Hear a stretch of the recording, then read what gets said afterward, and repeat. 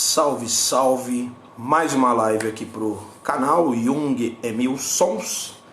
Por acaso Mil Sons sou eu, que na verdade sou Milson, mas inventei Mil Sons porque eu gosto mais, acho mais plural.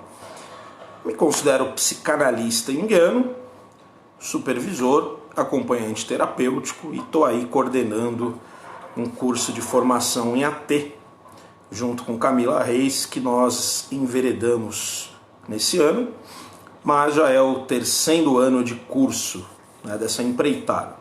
Bom, o objetivo dessa live é abrir um pouco para os senhores o coração do que acontece numa terapia. Né? Em linhas gerais, há muita dificuldade para a pessoa entender e compreender a importância de uma terapia. Né?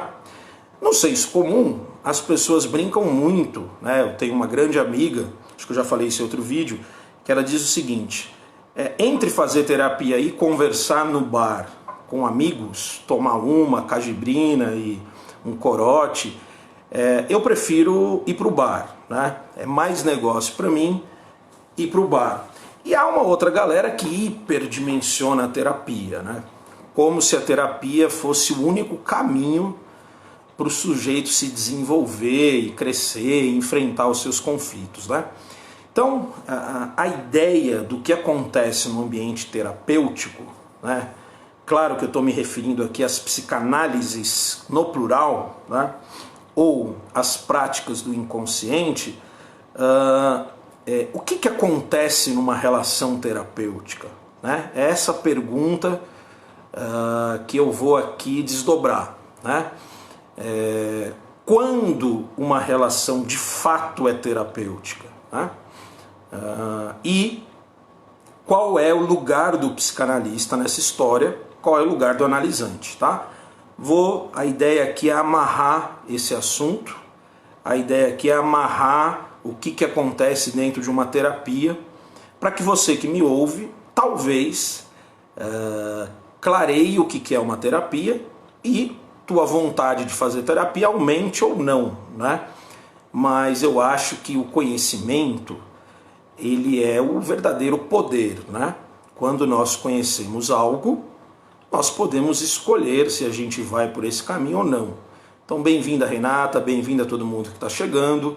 A live está aí se espalhando o seu sinalzinho e a galera vai chegando. E se você não puder ficar até o final, depois vai ficar aqui na página, tá?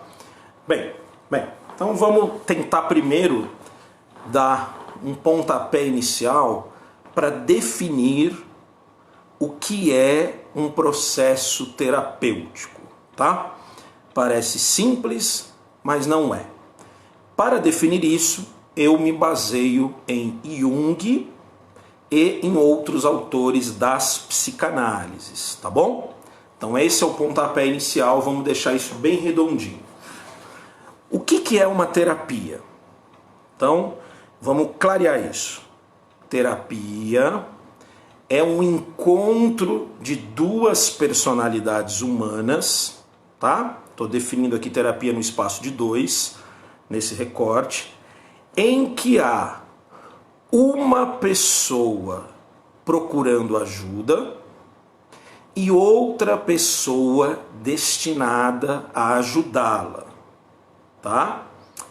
Isso já coloca a terapia dentro de um espaço diferente das relações de amizade.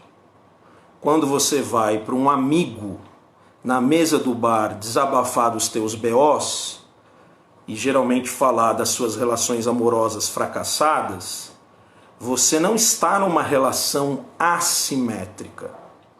A terapia, ela é assimétrica. O que significa? Uma pessoa está a serviço da outra, tá? Então isso já quebra a ideia de que é a mesma coisa que falar com um amigo, tá bom? Então vamos caminhar para assim, como é que se fala? Clarear esse espaço. Bom, além de ser um espaço em que uma pessoa está a serviço da outra, espera-se que esse profissional, no caso o psicanalista ou o analista, não é?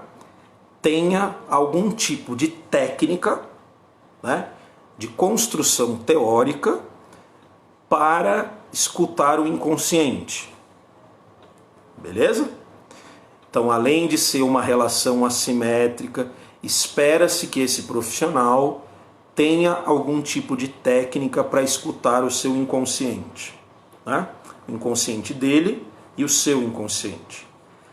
Dentro do espaço de uma terapia, há uma coisa chamada setting. O que é o setting analítico? São as regras do jogo, tá certo? Para que esse contato de duas personalidades humanas seja terapêutico. Quais são as regras do jogo em linhas gerais? Não é? Algumas regras.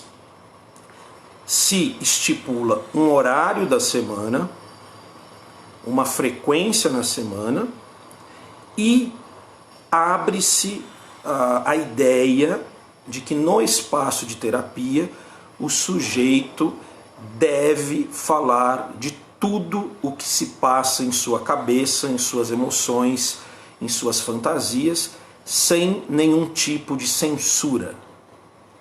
A ideia é que nesse espaço de terapia você possa falar livremente.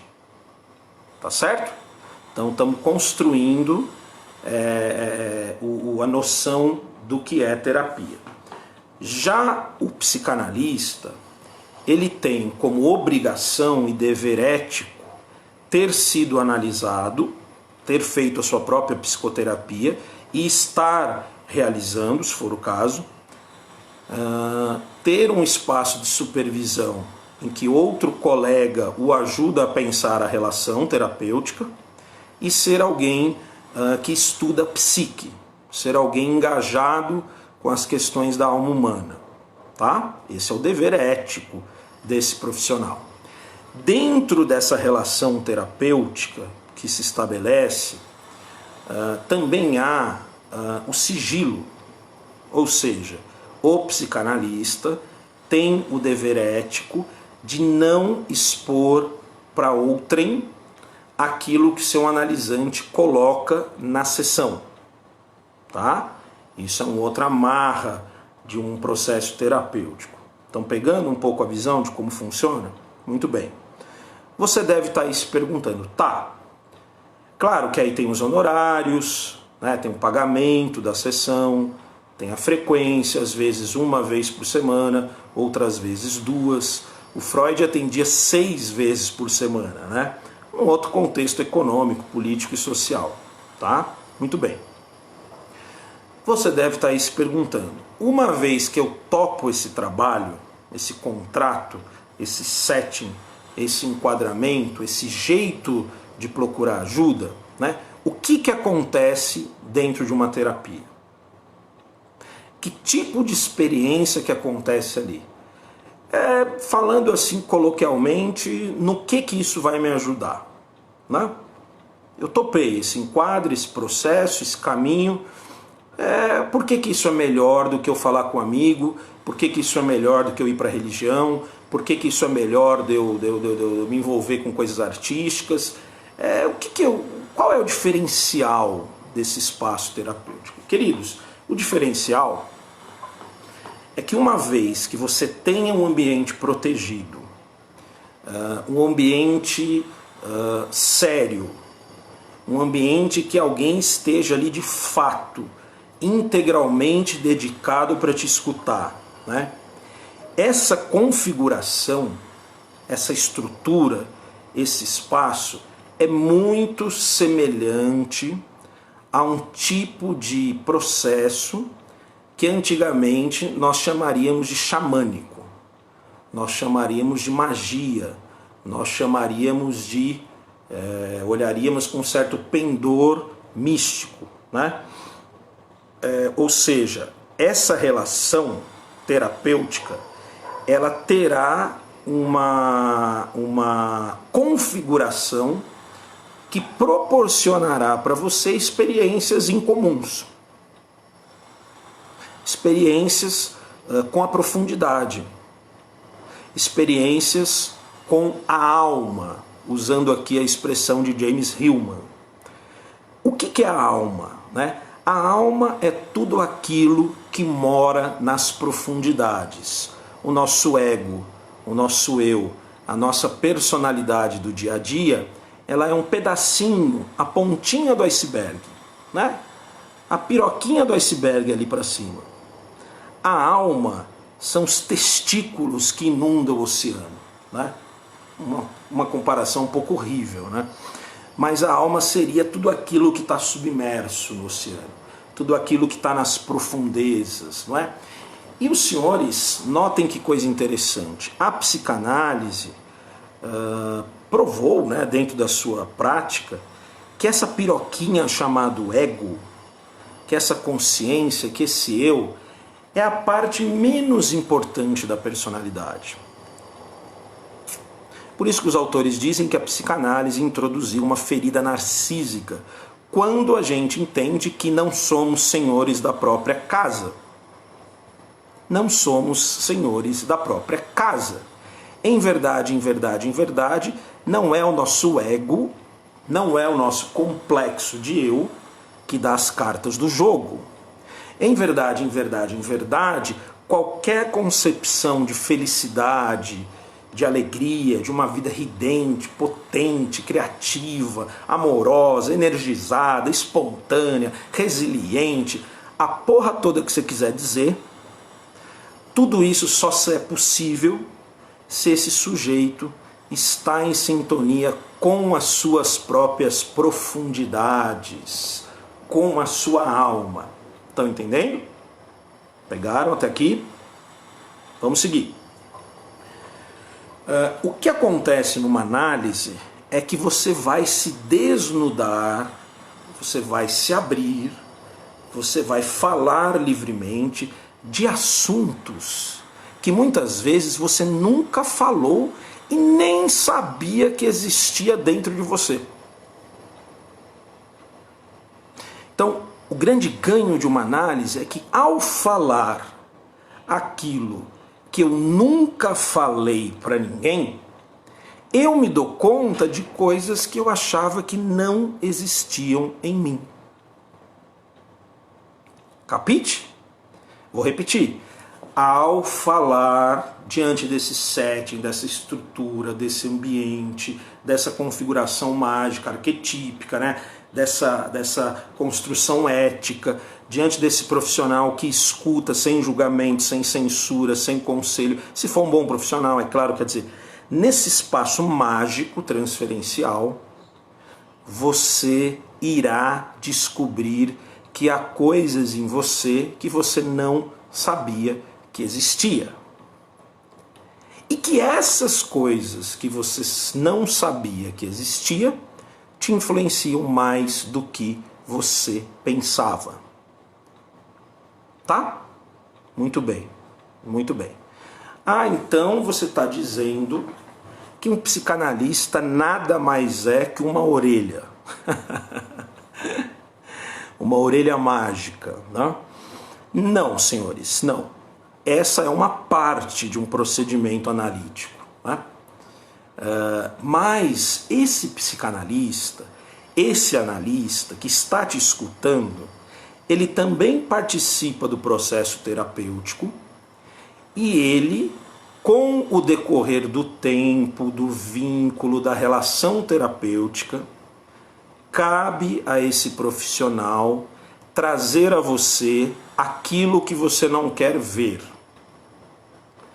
Cabe a esse profissional fazer confrontos.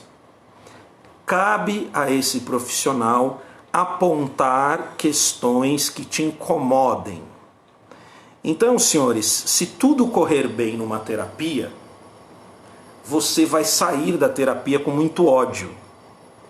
Se tudo correr bem na terapia, o amor ao seu terapeuta será quebrado, uma hora ou outra. Se tudo correr bem numa terapia, você pensará em desistir da terapia. Tá certo? Por quê? Porque uma análise, ela visa fundamentalmente quebrar o ideal de eu. O que é esse ideal de eu? Né? Eu vou falar aqui de um jeito bem rápido e bem fácil de você pegar. Todos nós criamos um ideal de eu, né? Sei lá, eu, Milson, me acho um cara muito engraçado, muito divertido, muito potente. Eu, fulana, me acho sensível, me acho uma pessoa muito aberta aos outros, me acho uma pessoa muito ética, né? A análise, ela, ao quebrar o ideal de eu, vai te colocar diante daquilo que você não quer ver em você, né? Muitas vezes, por trás desse amor pela humanidade, há um ódio reprimido, né? Muitas vezes, por trás dessa pessoa tão sensível, há alguém muito violento, estúpido, né? Que são as nossas sombras, né? Então, uma terapia chega a um certo momento que, após o psicanalista escutar, ele trará questões para você, né? E aí é que o bicho pega. Dentro das psicanálises plural, né, olhando por uma perspectiva plural, a gente tem várias teorias e vários jeitos de trabalhar o inconsciente, né? Fazer uma caricatura aqui para você entender um pouco essa ideia. Os winnicottianos, que é uma teoria que nasceu muito da escuta dos bebês, eles costumam ser vistos como mais amorosos, eles dão mais colinho, eles esperam desabrochar do sujeito, né? Isso é uma caricatura só para efeito didático. Os lacanianos são psicanalistas mais porradaria, eles trabalham com uma angústia como motor, eles enfrentam direto, eles fazem corte lógico, etc. e tal. Os junguianos trabalham com uma perspectiva mais co-construtiva, a ideia de uma dialética com o inconsciente, né? Então você vai conversar e introduzir o conflito, né? E assim por aí vai. Tem N escolas, né? Eu opero, como muitos colegas, com uma perspectiva mais plural, né? O que é essa perspectiva plural? Me coloco por um tempo na escuta do fenômeno, vou conhecendo esse sujeito a fundo, aí você vai escutando sonhos, você escuta o sofrimento desse sujeito, os relatos alegres, você vai criando uma profunda intimidade com esse sujeito no setting analítico e vai prestando atenção na transferência. O que significa isso? Que lugar que esse sujeito te coloca na análise? Lembra que eu falei do procedimento mágico, arquetípico, energético, transferencial no começo da live? Tá? Portanto, o psicanalista, por hora, vai ser a mãe que dá colo, em outros momentos vai ser o pai que faz o corte, em outros momentos vai estar numa posição mais fraternal, parecida com um bom irmão, em outros momentos vai estar ausente, só na escuta, né? Quer dizer, uma boa psicanálise, uma boa terapia, ela é fluida. São fluxos que acontecem no encontro terapêutico, né? Agora, senhores, se você faz uma terapia que você sempre sai satisfeito, que você sempre sai confirmado no seu ideal de ego e que você ama de paixão o seu psicanalista, você não está numa boa terapia, tá? Eu escutei esses dias na rede social, né, trazendo um caso aqui para vocês, para ilustrar isso. Um garoto entrou, um rapaz, numa página e falou assim: eu quero um psicólogo gay e negro, porque somente os gays e negros irão entender o que eu preciso, né? Eu vou me sentir mais confortável, né? E aí um pau quebrou, né? Um país racista como o nosso, enfim, é um monte de brancos falando um monte de merda, para variar, como todo branco costuma fazer. E as pessoas ficaram indignadas com o rapaz querendo um negro gay para atender ele. A questão principal desse caso não é isso. Acho que toda pessoa pode querer quem ela quiser. Um analista branco, um chinês, um japa, mulher mais velha, mais nova, negro, foda-se, entendeu? Mas dentro disso, há uma ideia, uma fantasia que esse rapaz traz e que a gente tem, né? Então vamos ficar próximo desse rapaz, que é querer ser compreendido. O grande ímpeto humano, o que salva o homem enquanto sujeito, homem, mulher, enfim, o que salva o ser humano é ser compreendido por outro ser humano. Todo ser humano precisa pertencer ao coração de alguém. Todo ser humano. Quando você é compreendido, né, você se sente salvo. Né? E agora eu vou dizer uma coisa muito polêmica. Muito polêmica. Muito polêmica. Você não pode ser totalmente compreendido numa análise. Quando o psicanalista acha que compreendeu totalmente o seu analisante, acabou o processo analítico. Tudo o que um analisante deseja é ser completamente compreendido. E é exatamente isso que nós não podemos dar. E aí, senhores, é uma concepção muito particular minha, tá? Que eu vou trazer aqui. Eu acho que a empatia, enquanto a capacidade de sentir o que o outro sente, é uma invenção mentirosa. Nunca poderemos entender completamente a outra alma humana. Nunca. Porque é um exercício de alteridade, né? O outro humano é diferente de mim, né?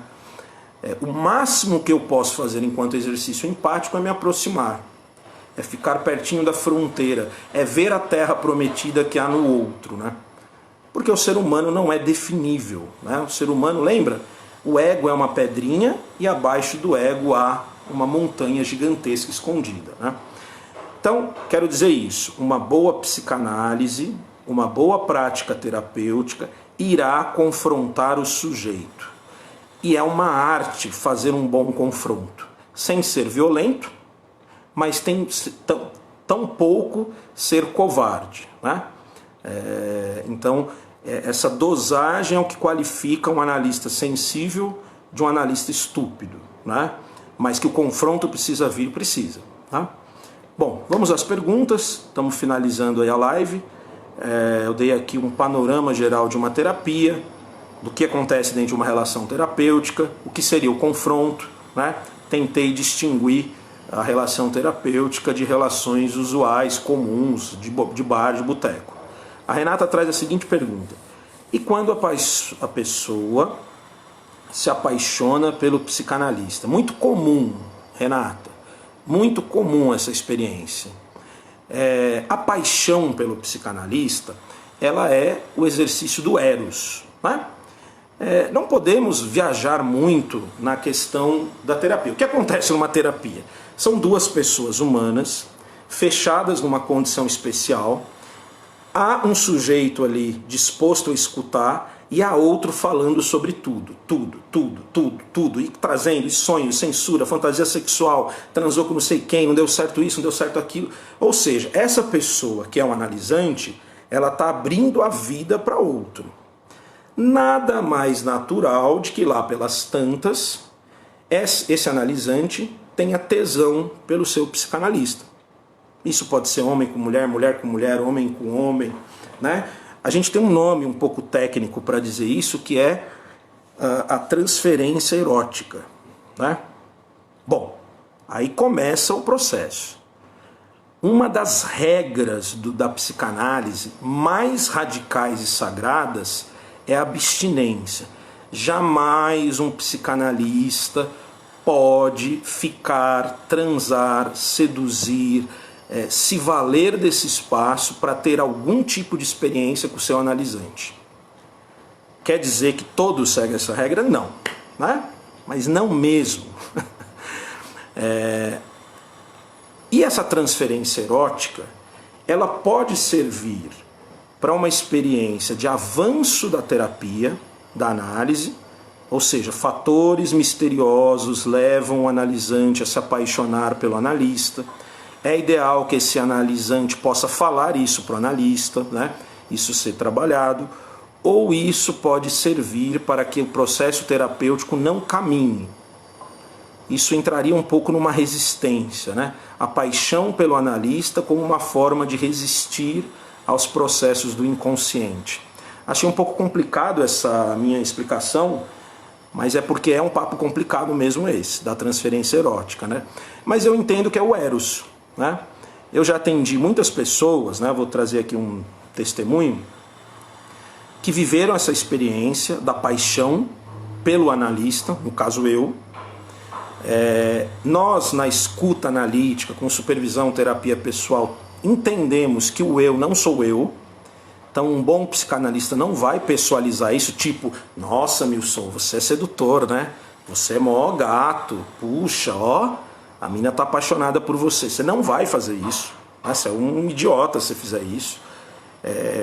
Você vai compreender esse fenômeno. Isso geralmente permanece por um tempo, depois se desfaz. E olha que interessante, muitas mulheres, ou homens, enfim, muitas mulheres que sofreram abuso e se fecharam para a experiência do homem, procuram um analista masculino, fazem uma transferência erótica, voltam a ter desejos e sonhos eróticos com o analista, voltam a se masturbar, voltam a ter orgasmos nesse processo, tentam seduzir o analista para que ele faça isso, e o analista vai seguir esse processo de forma ética, desfaz-se essa ilusão e essa mulher passa a se relacionar com outros homens. E muitas vezes a análise acaba. Entenderam? Esse é um recorte, tá? Não é sempre assim, mas é muito comum esse percurso da paixão pelo analista homem, até como um teste seguro de uma experiência psíquica, de vínculo amoroso, para depois voltar para o mundo e ter relações com homens possíveis, né? Respondi? Dúvidas? O papo é confronto, transferência, terapia. Deixa eu falar uma coisa que eu acho importante aqui nisso, né? Tem muitos psicanalistas absolutamente estúpidos, tratores, violentos, né? Que perdem a mão, que dão porrada no momento que não era para dar porrada, né? Por isso que eu digo, a psicanálise é um exercício de cura por amor. Foi eu que disse isso não, foi o Freud. O que significa cura por amor, né? É um exercício de sensibilidade. Então, uma pessoa que está numa crise ferrenha, muitas vezes ela precisa da maternagem do psicanalista. Outras vezes não, né? Mas o momento certo de confrontar é a arte. É um ofício de arte, é artístico esse momento, né? Não é fazer isso à torto e à direito, e não é dar colinho à torto e à direito também, né? É você aprender a dosar essa mão, né, dentro de um processo dialético, né? Dúvidas? Mais alguma questão?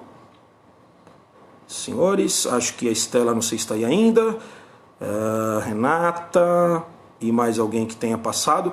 Quem chegou agora vai boiar um pouco, estou finalizando a live, depois vocês peguem ela do comecinho, tá bom? Bem, se não temos dúvidas, nenhuma questão, nos vemos numa próxima live, tá? É isso aí. Prazer aí ter a companhia de vocês. Valeu, Estelinha, valeu, Renata, valeu todo mundo, tamo junto. É isso aí. Se acharem interessante, passem o vídeo pra frente, tá público.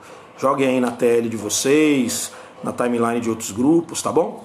Forte abraço, até o próximo, tchau.